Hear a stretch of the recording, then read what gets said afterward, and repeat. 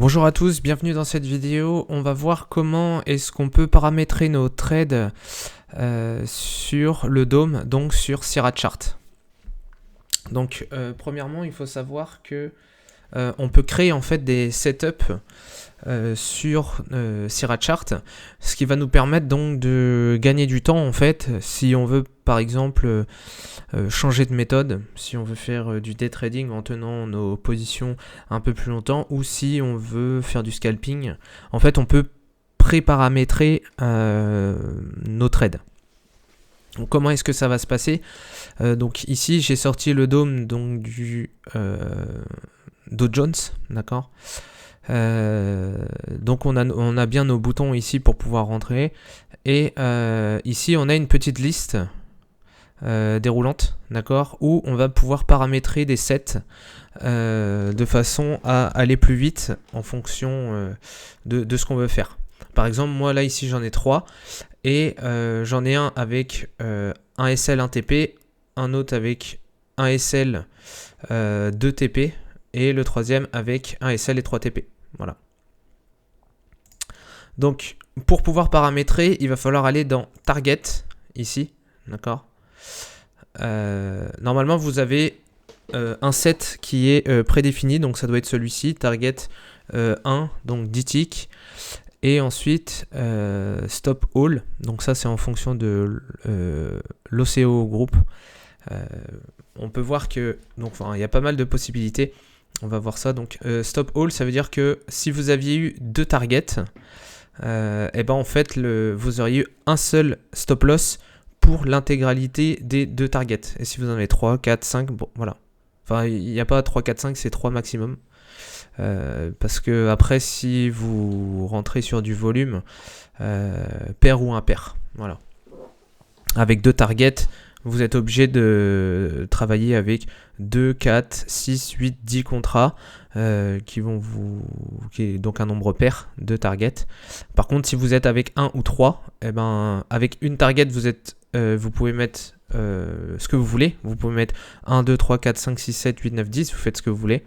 Par contre, avec 3 targets, vous êtes obligé de mettre un chiffre qui est impair, plus grand que 3 minimum. Voilà.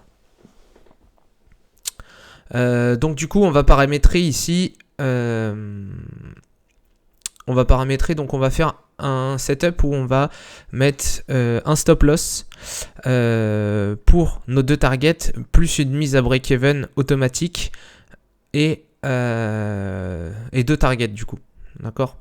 Donc ce que je peux faire, c'est que je peux supprimer, voilà. Si jamais vous arrivez et qu'il n'y a rien, on va faire add une fois, on a target 1 qui arrive, et add une deuxième fois, et on a stop 1 qui arrive, d'accord. Mais nous on veut 2 targets, donc je vais add encore une fois, voilà. Et si j'add encore une fois, normalement j'aurai un autre stop qui va arriver, voilà, stop 2, target 1, stop 1, target 2, stop 2. Donc là ça veut dire quoi concrètement? C'est que quand vous allez prendre un trade, eh ben, les 2 positions vont se déclencher en même temps, donc sur un seul niveau de prix, mais par contre vous aurez 2 stops différents. Ça veut dire que vous pouvez mettre un stop sur un de vos trades qui est à 5 ticks par exemple, et le deuxième qui sera à 10. Ok, moi je vois pas l'intérêt, parce que je pars du principe que si jamais je me fais stopper sur mon premier, c'est que ça invalide mon scénario, et donc du coup je vois pas l'intérêt de mettre de stop. Mais bon, après ça dépend de la stratégie de chacun. Donc je vais enlever le stop ici. Je vais bien mettre 10 ticks. Donc on peut mettre le nombre de ticks qu'on veut en fonction de sa stratégie. Si on préfère faire du scalping, on va peut-être enfin ça va dépendre, mais voilà, moi je vais mettre 10 ticks par défaut. Et en TP, on va mettre TP1 à 15 ticks. Hop, voilà. Et le deuxième à 20 ticks. Voilà. Hop. Donc, on est tout bon. Ça veut dire que notre premier... Ah, j'ai mis 152 ici. Je voulais 15. Hop. Mince. Ok. J'avais compris pourquoi j'avais mis 152. C'est mes raccourcis en fait sur OBS qui... Voilà, bon bref. Donc du coup, première target à 20 ticks, 15 ticks et la deuxième à 20 ticks. D'accord. Ici, le problème, c'est que si on laisse ça comme ça, stop 1, et ben en fait, je vais avoir qu'un seul stop loss quand je vais rentrer sur le trade. Ça veut dire que ma target 2 n'aura pas de stop loss. Donc là, faire très attention à ça. Donc du coup, pour que votre stop soit identique sur les deux, il va falloir arriver ici, groupe, d'accord, et on va le mettre en all OCO group. Boum. Et là, donc du coup, on a notre stop all qui vient de se mettre. Donc là, il stoppe l'intégralité des deux positions en même temps sur 10 ticks. Ce qui veut dire que là, on voit la quantité. Donc ça, la quantité, vous pouvez aussi la changer. C'est-à-dire que là, par exemple, vous pouvez rentrer avec deux contrats sur ici. Rentrer avec deux contrats ici. Mais enfin, vous faites à votre guise en fait. Ça veut dire que là, vous allez rentrer en position avec deux contrats qui vont sortir à 15 ticks. D'accord. Et un contrat qui va sortir à 20 ticks. Voilà. Et le tout sera stoppé à 10 ticks. Voilà. Hop, je vais remettre un ici. Voilà. Donc ça c'est bon. Et ensuite pour pouvoir mettre une mise à break-even, il faut aller sur le stop ici. Et ici vous avez move to break-even for stop. Donc première étape, vous avez vu quand vous avez deux targets, vous pouvez mettre deux steps. Ok. Vous pouvez mettre deux steps. Donc par exemple la première step on peut mettre offset in tick triggered. Donc là ça veut dire que on va, à partir du moment où le marché va faire un certain nombre de ticks dans votre sens, et ben ça va vous mettre le break-even là où vous voulez qu'il soit. Donc là par exemple, trigger offset, si je mets donc mon premier TP à 15 ticks, si je veux que je vais mettre à 5 ticks par exemple, à 5 ticks, mon break-even en fait va bouger à 0. Voilà, donc là il va me mettre sur mon prix d'entrée, sachant que la plupart des brokers tous les brokers ont des commissions, mais la plupart en fait un seul tick de gain suffit à rembourser la commission. Donc moi je vous conseille à break-even de mettre minimum au moins un tick, minimum au moins un tick ici. Donc là ça veut dire que à la première étape, quand le marché va avoir fait 5 ticks, et ben le stop loss qui est tout seul là, qui stoppe toutes les positions, va se mettre à break-even plus 1. Donc va se mettre un tick au-dessus de votre prix d'entrée ou en dessous. Ça dépend si vous êtes en achat ou en vente. Ce qu'on peut faire ensuite, c'est passer en step 2. Et là ici, on peut faire trade to break-even offset trigger. D'accord ? Ça veut dire que, par exemple, au bout de 10 ticks, je vais mettre comme ça. Hop. Voilà. Hop. 10 ticks. Au bout de 10 ticks, eh ben, je vais avoir mon trailing stop qui va se mettre en place. Ça veut dire que je vais pouvoir faire avancer en fait mon break-even. Par exemple de je vais mettre je sais pas 4 ticks. Voilà, 4 ticks. Ça veut dire que là sur l'intégralité de notre position, on a quoi? On a un TP à 15 ticks, un deuxième TP à 20 ticks. Sur ma première étape ici, donc step 1, je veux que quand on fait 5 ticks de profit, mon break-even se mette automatiquement à un tick au-dessus de la position. Ensuite, step 2, vu qu'il me reste toujours soit les deux positions, soit une des deux positions, je veux que tous les 10 ticks, mon break-even avance de 4 ticks. Ça veut dire que là, à 5 ticks, je suis à break-even. Et à partir de 10 ticks, ici, je commence déjà à suivre en fait mon cours de marché. D'accord ? Bien sûr, là c'est assez petit, hein, parce que si vous arrivez à 10 ticks et que vous montez de 4 ticks, 6 ticks de retracement et vous vous faites sortir. Voilà. Donc, des fois, c'est bien d'attendre. Enfin, ça va dépendre en fait de vos TP. Ça va dépendre de vos TP finalement. Mais voilà, peut-être que cette configuration là est pas trop mal finalement vu les TP qu'on a là. Et une fois que vous avez fait ça, après vous avez. On peut faire encore des paramétrages un peu plus poussés. D'accord, ça sera pas l'objet donc du coup de la vidéo. On n'ira pas toucher à ces sets ici. Parce qu'on n'en a pas forcément besoin. Par contre, une fois que vous avez paramétré comme vous le souhaitez, ici, hop, vous pouvez faire revenir ici dans Main, et ici dans Menu, vous pouvez faire Save Configuration. Et là, je vais mettre Test YouTube. Et ensuite, je save. Hop. Ce qui fait que maintenant, quand vous ouvrez votre volet déroulant, voilà, ici j'ai mon test YouTube. Et donc du coup vous pouvez switcher. Hop, si par exemple je passe sur le mien, stop all, 15 ticks de stop loss et une target à 30 ticks, d'accord. Et ici si je mets test YouTube, hop, on revient directement sur notre paramétrage. À savoir qu'il faut faire très attention, c'est que quand vous mettez test YouTube ici, il faut cocher cette petite case. Use attached order.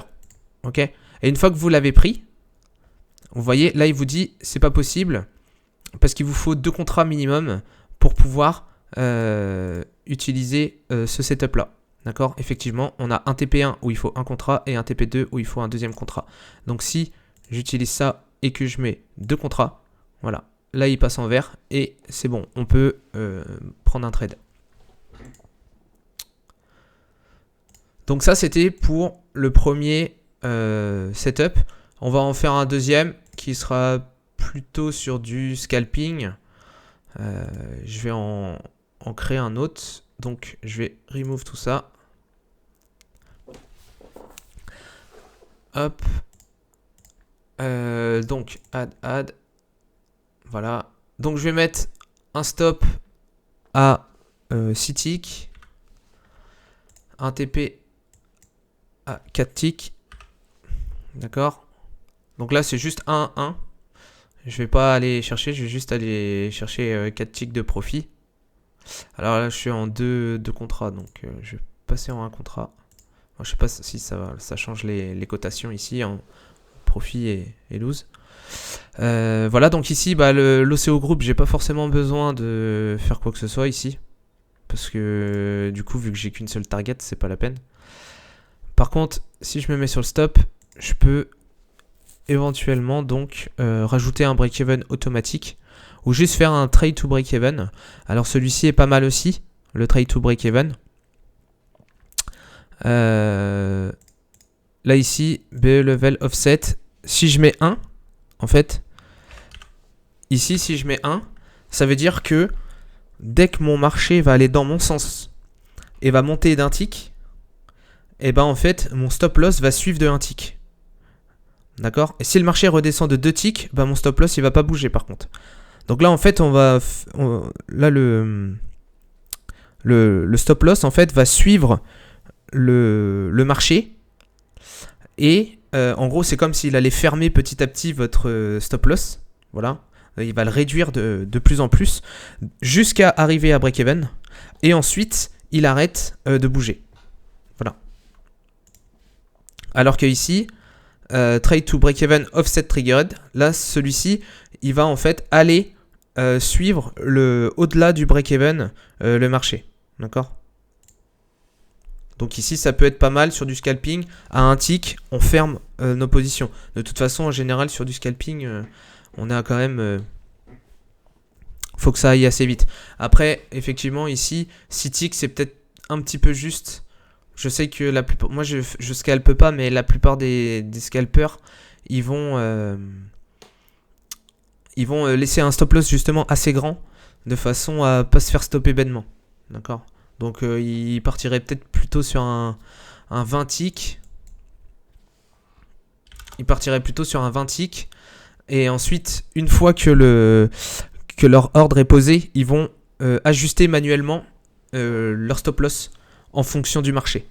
Mais parce que si le marché, si les scalpers rentrent et que derrière le marché fait moins 8 ticks, avec 6 ticks on se fait sortir. Alors que peut-être il fait moins 8 ticks et puis finalement le marché va remonter de 12 ticks et on aura TP. D'accord. Donc je sais pas trop, je suis pas un scalper pro moi. Je fais plutôt, je prends des positions plutôt assez longues. Pas forcément, mais d'ordre d'une demi-heure ou une heure. Et ça dépend du marché. Donc voilà. Et là, au même titre, hein, on peut retourner dans Main, ici, Menu, Save, Configuration. Et là, on va faire Test, Scalper. Hop. Et on save. Voilà. On peut aussi, normalement, si je sélectionne un fichier, ici, je peux le supprimer. Ou le renommer. D'accord. Donc, pour la vidéo, je vais laisser comme ça. Et donc, du coup, maintenant, on peut tester Test Scalper. Voilà, avec 20 ticks. Donc là, je suis sur un compte, je suis en démo. Voilà, par exemple, je sais pas, je vais placer un ordre. Hop, je suis déclenché. Voilà, et vous voyez là, à chaque fois qu'on monte d'un tick, on voit le stop loss qui monte. Donc même si je le bouge ici, on va voir à l'achat. Je sais pas du tout, j'ai pas de graphique, donc je sais pas vraiment comment ça va se passer, mais c'est vraiment pour le test. Bon, c'était plutôt une vente qu'il aurait fallu que je fasse. Voilà, et là on va voir si on continue de monter. Non.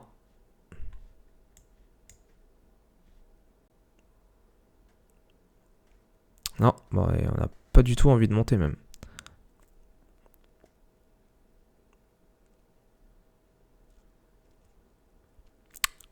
Bon, je vais quitter.